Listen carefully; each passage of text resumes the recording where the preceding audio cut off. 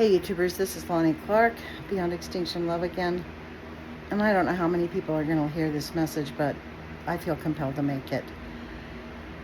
On another YouTube video I posted, on Jim Acosta's video actually, I posted a comment that this sing-along thing that I guess it was Indivisible, not the 50-51 people organized, was a grave mistake.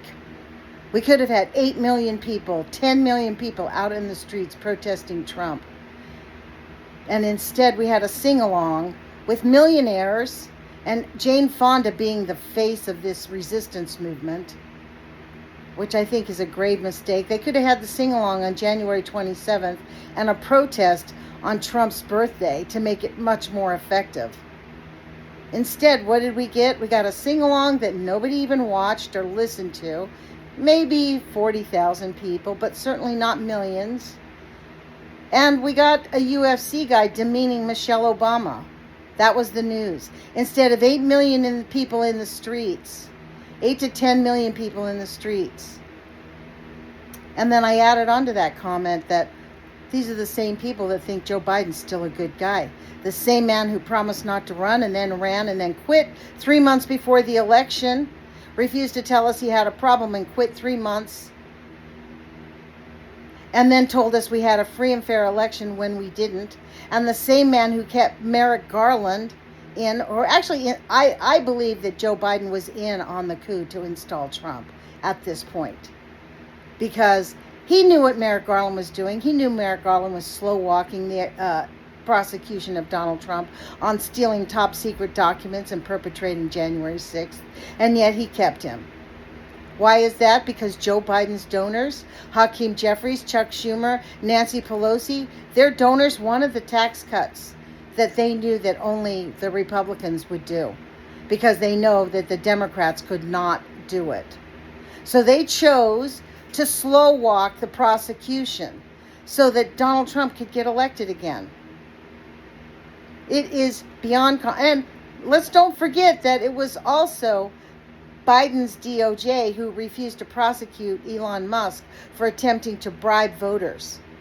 So don't tell me that Joe Biden is a good guy anymore. I am sick of Democrats shooting themselves in the foot. And yeah, I will vote for Democrats because that is all we have at this point. It's either that or straight up fascists. And frankly, in the 2026 election, it may not even matter, because they're going full steam ahead still in the elections in 2026. It's beyond comprehension that Democrats absolutely refuse to even engage in that process. But it's not, considering that Citizens United made sure that they were all paid and bought for. You know, there are children living in a prison camp in Dilley, Texas. Children living on concrete floors with aluminum plastic, eating subhuman food and rancid water. That's what the GEO Group, who we gave $145 billion to. We gave them billions of dollars, and they created concentration camps. And these Democrats at 50-51 and Indivisible want to have a kumbaya session with, in my view, failed Democratic, I don't know what you call them, leaders. Jane Fonda's not a leader. She's a movie star. Let's don't forget, Jane Fonda and Bette Midler, both movie stars. And I actually did watch that thing on YouTube this morning, and it was infuriating to me.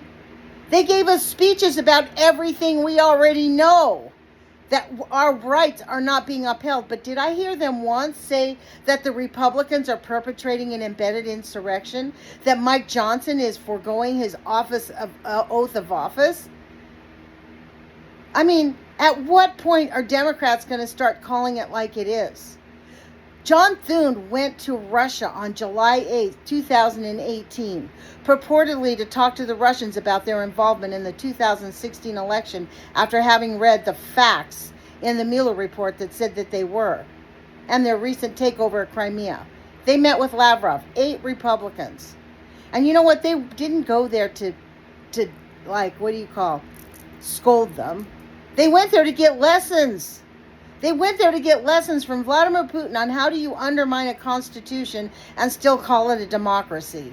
You know, Vladimir Putin considers Russia a democracy. So I am fit to be tied with Democrats kissing ass to the wrong people.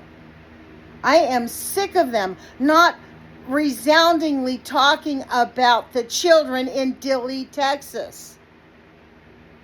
I mean, honestly, when there was no protest yesterday, I went out here to Salem, Oregon, and there was about 12 to 14 people who spontaneously went out. And do you know, not one of them knew about the Kumbaya sing-along that supposedly millions of people were going to attend and did not. Honestly, this is why we're in the place we're in, because the Democrats form a circle jerk. And they just sit around and make themselves feel good, pat themselves on the back while they essentially sabotage the movement. You know what it told me? We can't count on them. I'm going to go out and protest. There's a small indivisible group here in Salem. Every Sunday they have been protesting. Every Saturday, I mean. And I just sort of took it for granted thinking, oh, I'll just wait for the No Kings. Guess what? The No Kings movement was shot in the foot yesterday, and it is bleeding badly. Michelle Obama was demeaned because we had no protests yesterday. We know those people are racist. We know what they're going to say. But should that comment have gotten as much leeway as it did? No. If 8 million to 10 million people were in the streets, we could have said we had 8 million people in the streets and they're still being racist at the White House. It is beyond comprehension, and I am just, I don't know. Am I the only one angry? You know, Maggie Haberman comes out in this New York Times story this morning that says she's outing that in 2025, J.D. Vance was in the White House trying to take away habeas corpus, and a so-called hero attorney inside the DOJ suggested not to because that's one of the primary reasons that caused the revolution. And Maggie Haberman sat on it for a year so that she could make money. Just like Michael Wolff has sat on all of the Epstein files information so he could make money. I am sick of these Americans. You know what? Greed is a very terrible drug, and it has been drunk by everybody in power. And us little tiny YouTubers maybe have 1,000 followers.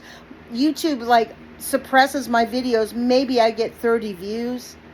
Nobody shares it, which, by the way, please do like, share, and subscribe if you like my YouTube channel. And yes, I'll beg for subscribers, and I will beg for likes, because we need to get people out there who are actually talking the truth. This is just beyond comprehension, you guys.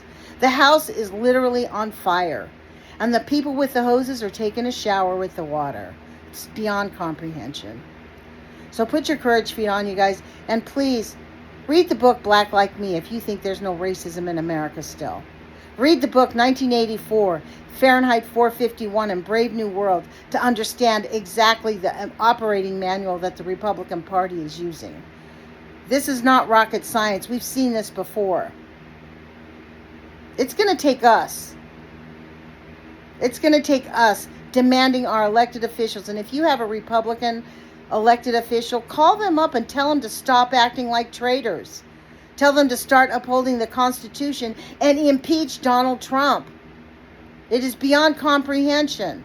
They're doing drugs. They're profiting off the White House. Anyways, put your courage feet on, you guys. Take care.